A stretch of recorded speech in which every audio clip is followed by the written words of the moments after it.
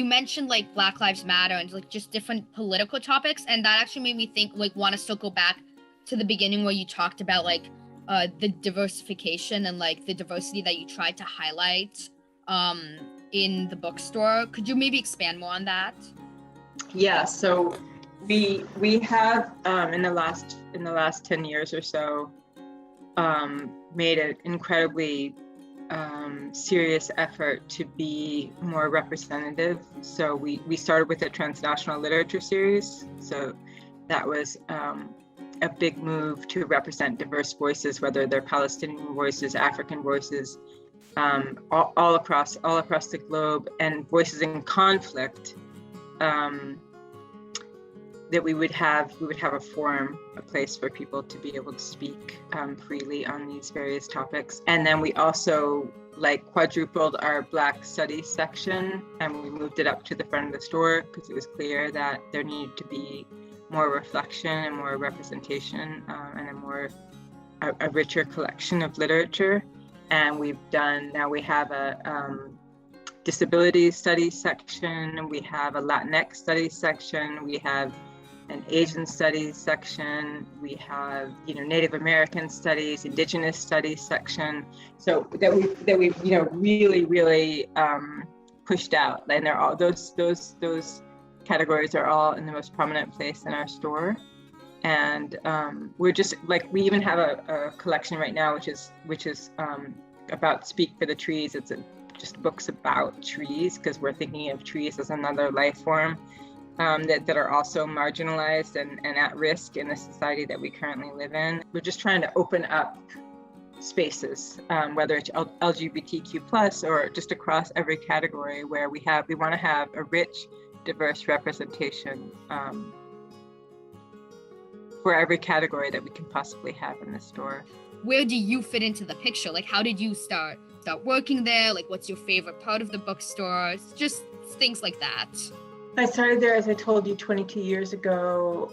So I was 34, and I had been a lifelong student. I actually took 10 years to get my undergraduate degree, and I studied three different subjects: literature, philosophy, and religious studies. So I basically had the equivalent of 3 different degrees over the 10 years. And I was taking a publishing course later after I finished school, because I was really interested in publishing. And I met someone in that course, which was at UMass Boston, who said, "Oh my gosh, you don't need to take a publishing course. You should just go work at the Brookline Booksmith. It's the most amazing place. You will learn everything you ever needed to learn there." And I was like, "What? Work in a bookstore?" It was weird. I was always a lifelong bibliophile, but it never occurred to me to work in a bookstore.